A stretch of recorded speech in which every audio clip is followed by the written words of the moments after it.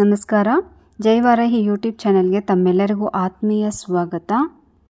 ಈ ವಿಡಿಯೋದಲ್ಲಿ ವಾರಾಹಿ ನವರಾತ್ರಿ ಪೂಜೆ ಮಾಡ್ತಾ ಇರುವವರು ಕೊನೆಯ ದಿನ ಅಮ್ಮನಿಗೆ ಹೇಗೆ ಉದ್ವಾಸನೆ ಮಾಡೋದು ಅಂತ ತಿಳ್ಕೊಳ್ಳೋಣ.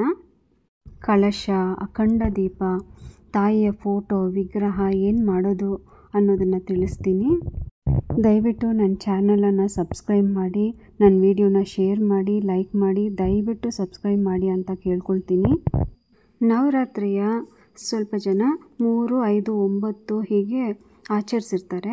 ನೀವು ಎಷ್ಟೇ ದಿನ ಮಾಡಿದ್ರೂ ಕೊನೆಯ ದಿನ ಉದ್ವಾಸನೆ ಮಾಡಬೇಕು. ನೀವು 1 ದಿನ ಮಾಡಿದ್ರೂ ಸಹ ಅದೇ ದಿನ ಉದ್ವಾಸನೆ ಮಾಡಬೇಕು. ನೀವು 9 ದಿನ ಮಾಡಿದರೂ ಸಹ ಕೊನೆಯ ದಿನ ಉದ್ವಾಸನೆ ಮಾಡಬೇಕು. ಒಂದು ವೇಳೆ ನೀವು ಪೂಜೆ ಮಾಡಿದಾಗ ಕೊನೆಯ ದಿನ ಮಂಗಳವಾರ, ಶುಕ್ರವಾರ ಬಂದರೆ ಆವತ್ತು ಬಿಟ್ಬಿಟ್ಟು ಮಾರನೇ ದಿವಸ ನೀವು ಉದ್ವಾಸನೆಯನ್ನು ಮಾಡಬೇಕಾಗುತ್ತೆ. ಮೊದಲಿಗೆ ಉದ್ಯಾಪನೆ ಅಂದರೆ ಎಲ್ರಿಗೂ ಗೊತ್ತಿರುತ್ತೆ ಅಂತ ಅಂದ್ಕೊಂಡಿದ್ದೀನಿ, ಆದರೂ ಹೇಳ್ತೀನಿ. ಮೊದಲ ದಿನ ತಾಯಿಯನ್ನು ಕರೆದು ಕೂರಿಸೋದನ್ನು ನಾವು ಉದ್ಯಾಪನೆ ಮಾಡಿ ಕೂರಿಸ್ತೀವಿ. ಅಂದರೆ ತಾಯಿಗೆ ಸ್ವಾಗತ ಮಾಡಿ ನಾವು ಕೂರಿಸ್ತೀವಿ, ಅದನ್ನು ಉದ್ಯಾಪನೆ ಅಂತಾರೆ. ಉದ್ವಾಸನೆ ಅಂದರೆ ಕೊನೆಯ ದಿನ ತಾಯಿಯನ್ನು ಬೀಳ್ಕೊಡ್ತೀವಲ್ಲ, ಅಂದರೆ ತಾಯಿಯನ್ನು ಕದಲಿಸಿ ತಾಯಿಯನ್ನು ಕಳಿಸ್ಕೊಡೋ ಥರ ಅದನ್ನು ಉದ್ವಾಸನೆ ಅಂತ ಅನ್ನೋದು. ಈಗ ಆಷಾಢ ಗುಪ್ತ ನವರಾತ್ರಿ ಅಂದರೆ ವಾರಾಹಿ ನವರಾತ್ರಿಯನ್ನು 9 ದಿನ ಮಾಡಿದವರು ಯಾವ ದಿನ ಉದ್ವಾಸನೆ ಮಾಡಬೇಕು ಅಂತ ನೋಡೋಣ. ರಾತ್ರಿಯಲ್ಲಿ ಪೂಜೆ ಮಾಡ್ತಾ ಇದ್ದವರು 14 ಜುಲೈ 24 ಭಾನುವಾರ ರಾತ್ರಿ ಪೂಜೆ ಮುಗಿಸಿ ಮತ್ತು ಬೆಳಗ್ಗೆ ಹೊತ್ತು ಮಾಡ್ತಾಯಿದ್ರು ಅಷ್ಟೇ. ಬೆಳಗ್ಗೆ 15 ಅಂದರೆ ಸೋಮವಾರ ಜುಲೈ 15 ಸೋಮವಾರ ಬೆಳಗ್ಗೆ ನೀವು ಸೂರ್ಯೋದಯದ ಮುಂಚೆ ತಾಯಿಗೆ ಪೂಜೆ ಮಾಡಿ ಉದ್ವಾಸನೆ ಮಾಡಬೇಕು. ನೀವು ಸಂಜೆ ಮಾಡ್ತಾಯಿದ್ವಿ ಅನ್ನೋದಾದ್ರೂ ಸರಿ, ಬೆಳಗ್ಗೆ ಮಾಡ್ತಾಯಿದ್ರು ಅನ್ನೋದಾದರೂ ಸರಿ, ಸೋಮವಾರ ಬೆಳಗ್ಗೆ 15ನೇ ತಾರೀಕು ನೀವು ಉದ್ವಾಸನೆಯನ್ನು ಮಾಡಬೇಕಾಗುತ್ತೆ. ಯಾಕೆ ಭಾನುವಾರಕ್ಕೆ ನಮ್ಗೆ 9 ದಿವಸ ಆಗುತ್ತೆ ಅನ್ನೋದಾದರೆ, ನವಮಿ ತಿಥಿ ಬಂದುಬಿಟ್ಟು ಸೋಮವಾರನೂ ಸಹ ಬಂದಿರೋದ್ರಿಂದ ನೀವು ಸೋಮವಾರನೂ ಸಹ ಆಚರಿಸ್ಬೇಕಾಗುತ್ತೆ. ನವಮಿ ರಾತ್ರಿಯೇ ನಮಗೆ ಇಂಪಾರ್ಟೆಂಟ್ ಲೆಕ್ಕ ಬೇಕಾಗಿರೋದು, ಅದರಿಂದ ಭಾನುವಾರ ರಾತ್ರಿ ಪೂರ್ತಿಯಾಗಿ ನಾವು ಲೆಕ್ಕ ತಗೊಂಡು ಸೋಮವಾರದ ದಿವಸ ನಾವು ಬೆಳಿಗ್ಗೆ ಉದ್ವಾಸನೆಯನ್ನು ಮಾಡಬೇಕಾಗುತ್ತೆ. ಹಾಗಾದರೆ ಕೊನೆಯ ದಿನ ಮಾಡಬೇಕಾದ ಪೂಜಾ ವಿಧಿಗಳನ್ನು ತಿಳ್ಕೊಳ್ಳೋಣ.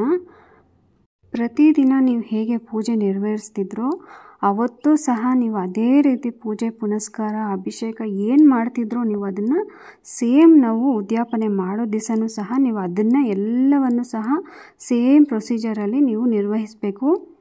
ಮೊದಲಿಗೆ ದೀಪಾರಾಧನೆ ಮಾಡ್ಕೊಳ್ಳಿ, ನಿಮ್ಮ ಗೋತ್ರ ನಾಮಗಳನ್ನು ಹೇಳ್ಕೊಳ್ಳಿ. ನಂತರ ತಾಯಿಯ ಮಂತ್ರಗಳು, ಮೂಲ ಮಂತ್ರಗಳು, ಗಾಯತ್ರಿ ಮಂತ್ರಗಳೆಲ್ಲ ಇದಲ್ವ, ನಿಮಗೆ ಯಾವ್ದು ಸಾಧ್ಯನೋ ಆ ಮಂತ್ರಗಳನ್ನು ಹೇಳ್ಕೊಳ್ಳಿ. ಮತ್ತು ತಾಯಿಗೆ ಹೂವು ಅಕ್ಷತೆಯನ್ನು ಹಾಕಿ ನಂತರ ಧೂಪ, ದೀಪ, ನೈವೇದ್ಯ ನಿಮ್ಮ ಶಕ್ತಿ ಅನುಸಾರವಾಗಿ ಏನು ನೈವೇದ್ಯ ನಿಮ್ಗೆ ಮಾಡೋಕ್ಕೆ ಸಾಧ್ಯನೋ, ತಾಯಿಗೆ ಅರ್ಪಿಸೋಕ್ಕಾಗುತ್ತೋ ಆ ನೈವೇದ್ಯವನ್ನು ತಾಯಿಗೆ ಅರ್ಪಿಸಿ.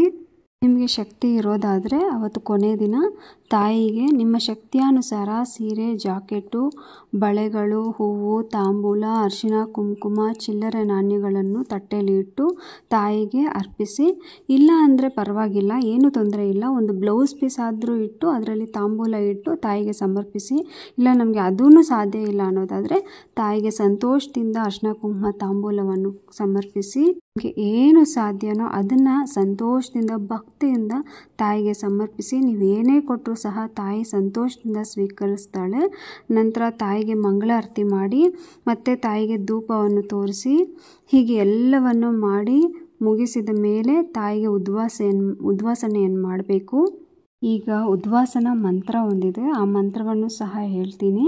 ನೀವು ಕಳಶ, ಮನೆಯಲ್ಲಿ ಫೋಟೋ ಮತ್ತು ಏನು ಅಖಂಡ ದೀಪ ಏನೇನು ಇಟ್ಟಿದ್ದೀರೋ ಅದನ್ನು ಈ ಮಂತ್ರವನ್ನು ಪಠಿಸ್ತಾ ದೀಪವನ್ನು 3 ಸಾರಿ, ಫೋಟೋವನ್ನು ಇಟ್ಟಿದ್ರೆ ಫೋಟೋವನ್ನು 3 ಸಾರಿ, ಕಳಶವನ್ನು ಇಟ್ಟಿದ್ರೆ ಕಳಶವನ್ನು 3 ಸಾರಿ ಕದಲಿಸುತ್ತಾ ಈ ಮಂತ್ರವನ್ನು ಪಠಿಸ್ತಾ ನೀವು ಎಲ್ಲ ಏನು ಇಟ್ಟಿದ್ದೀರೋ, ನೀವೇನೇನು ಇಟ್ಟು ನೀವು ಪೂಜೆ ಪುನಸ್ಕಾರ ಮಾಡಿದ್ದೀರೋ 9 ದಿವಸ ಈ ಮಂತ್ರವನ್ನು ಪಠಿಸ್ತಾ ನೀವು 3 ಸಾರಿ ಕದಲಿಸ್ಬೇಕಾಗುತ್ತೆ.